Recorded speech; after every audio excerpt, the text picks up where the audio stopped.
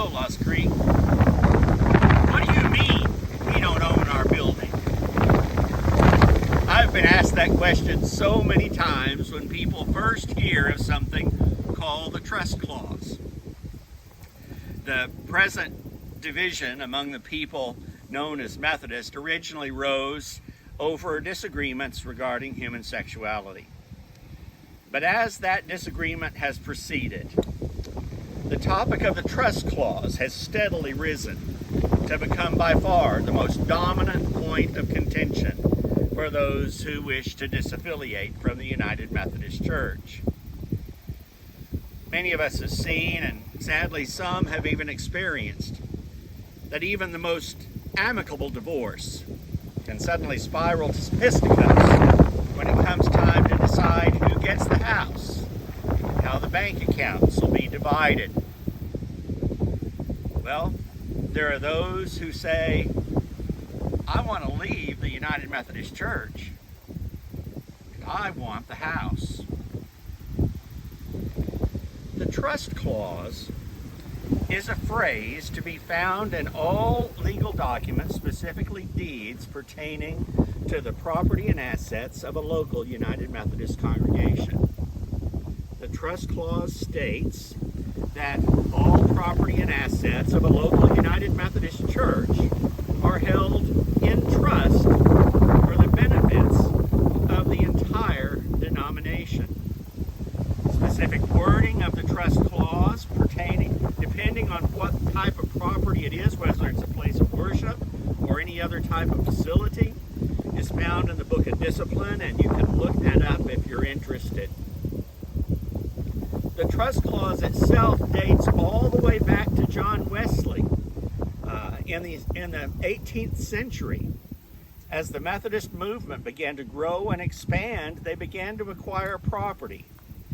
And the trust clause was Wesley's way to ensure that the property acquired was used for the purposes and the ministries of the Methodist movement. So who owns our property? Well, the members of Lost Creek own our property. Sort of. And the United Methodist Church owns our property. Sort of. Practical reality, the members of Lost Creek United Methodist Church own our property. But because of the trust clause, we also have an ownership interest in all other United Methodist property anywhere on the globe. So I wonder, are there some specific benefits to the trust clause? Well, it turns out there are more than a few. So let's go inside out of the wind and finish our conversation. Oh, and by the way, whoever owns this property needs to trim that hedge. How could I not use this crazy background left up by Mops the other night? Turns out one of the big ticket items of the trust clause is when we need to borrow money. When we engage in a project, maybe a renovation or a building project, that we need to obtain a mortgage, our trustees will, after the plan is in place, our trustees will go to the bank, they will secure that mortgage, and they will all sign those mortgage documents. Well, does that action in any way affect any of those trustees personally? Does it show up on their personal financial reports or their credit report? No. They are representatives of Lost Creek United Methodist Church. And then let's say that in the unimaginable event that a catastrophe happens and Lost Creek defaults on that mortgage. Are those trustees who went to the bank and signed that mortgage document then made liable for the balance of that mortgage? No, they are not. The debt would fall back to the Oklahoma Conference. If you've been here for a while, you've likely lived through some of our building programs. And let's just take a second and review that process. We perceive a need. We determine that that need requires more space. We either need to build on or buy property. We form committees who will study that need and ideas, and they will work with architects and engineers and develop a plan. We'll figure out how much this building is going to cost, and we decide we need a mortgage. Well, once that plan is reasonably set in place, we'll take the building plans and the financial plans and we will submit them to the District Committee on Church Location. This is a group made up of laity and clergy from across our district.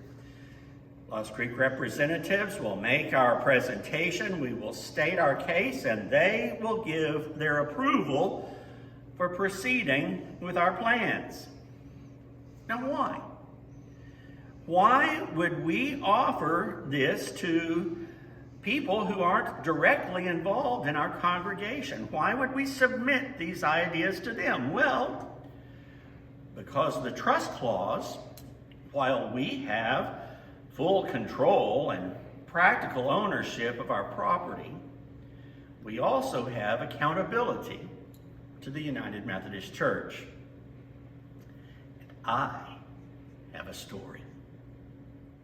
In 2006, as we were preparing to celebrate our centennial in 2008, we began to come up with plans for our educational wing. Over a period of a year or more, we worked with an architect and builders and engineers. We developed a floor plan and a cost estimates. Scrub Dollins was the chair of our building committee.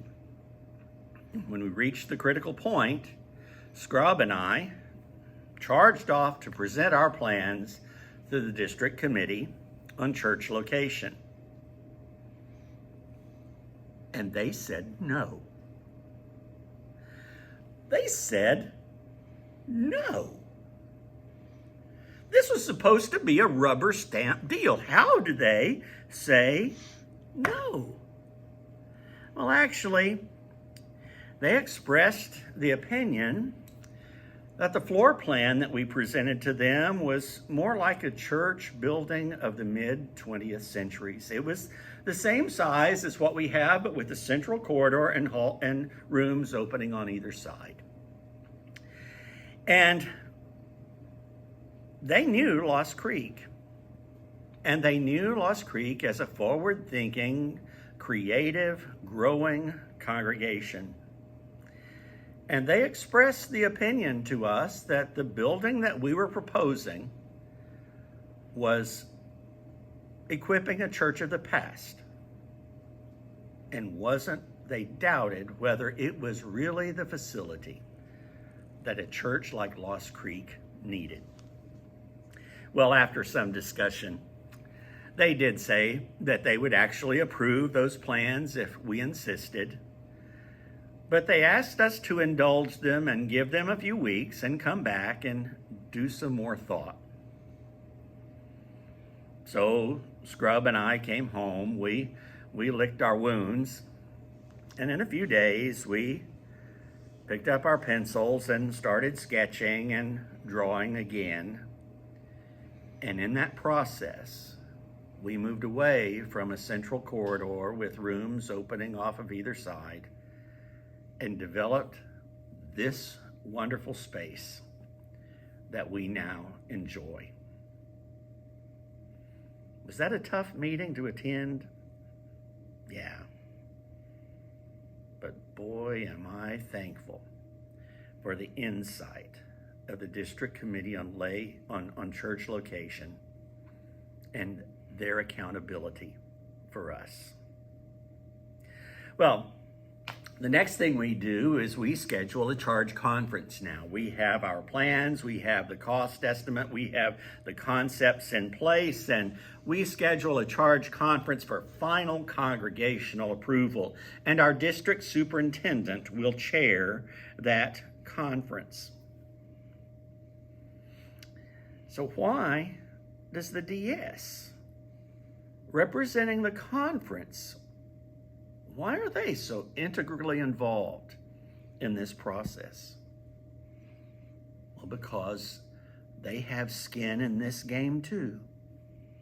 They have some ownership of our property and potential responsibilities here because of the trust clause. I have another story. I've brought my trusty cameraman Nathan on a field trip way west of Lost Creek. I think he was afraid I was bringing him out here, going to murder him and dump his body. But another benefit of the trust clause is on the sad day when a congregation decides to close their doors. Through the years, Lost Creek has had the privilege of being involved with several congregations in their final days. We have sent leaders to preach. We have provided music. We have sent teachers, even offered financial support to help those churches remain open as long as they possibly could, and to come to terms with their closure. And after closure, Lost Creek has assisted with the process of disposing of the property and dispersing the assets. So if you drive just a few miles west of Lost Creek on 80th Street, you'll find the ruins of Paradise Valley Baptist Church. When I first came here in the mid-70s, this was a thriving little congregation, and it hasn't been for a long, long time. You can go throughout the countryside or into most small towns in Oklahoma and find church buildings that have closed, and many of them going to ruin. For an independent congregation, often that's what happens when a church disbands and closes their doors. It just means that the people walk away and the last person out the door locks the doors. Like I said, because of the trust clause, we've been involved in that process with a few congregations. And I can say to you that that process in the United Methodist Church of coming to the point of closure and moving through that process is done with care, dignity, respect that is befitting consecrated property. Once a church decides to close their doors,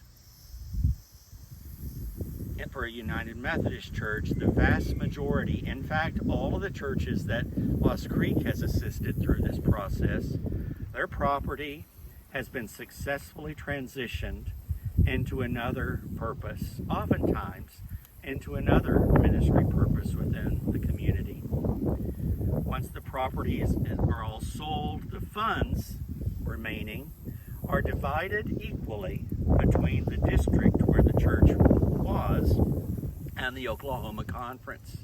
They're put in legacy funds so that that church, even after they close their doors, can continue to have ministry impact in their community and district. I have a story. You know, the little church in southwestern Oklahoma where I grew up has intentionally realized that sometime within the next 5 to 10 years, they are likely going to close. And they're a tiny church, but they're not a poor church. They have an endowment fund invested with the Oklahoma United Methodist Foundation, and they have a decent amount of funds on hand. But recognizing their future for the past couple of years, they have been intentionally working with their district superintendent, conference officials, and the Oklahoma United Methodist Foundation to chart a course for what their final days will look like, and how their church will continue to live on after it no longer is a place of worship. To date, they have established scholarships at OCU and other colleges and universities in the area around them. They have bought abandoned and derelict lots in that tiny community and cleaned them up and made them presentable, just as an effort to make their little cluster of houses in the community look a little better. They're even talking about and planning a church trip together, a celebratory church trip to Eureka Springs or Branson or somewhere like that, just to go and have some fun together. You know, the point is they're guiding the legacy that they want that church to have after it ceases to be a place of worship. And I'm so thankful that the little church where I grew up has this wonderful counsel, these resources available, and all of this support in their final days, and that their final days won't be their last days. All because of the trust clause. You know, sometimes people can latch on to a buzz phrase and spin it in such a way as to elicit a desired response that suits their purpose. I sort of think that, what do you mean we don't own our property, is that kind of tactic. Now the GMC has gone on record that they will not include a trust clause in their discipline, that local congregations will own their property outright, and from inception, local congregations will need to specify exactly what will happen to their property should they ever close. However, I have seen draft sections of the GMC discipline stating that while there is no trust clause specifically, that the GMC may be placing a lien on that local church property. I just think there will surely be some mechanism in place, some sort of denominational transaction that creates a means of accountability.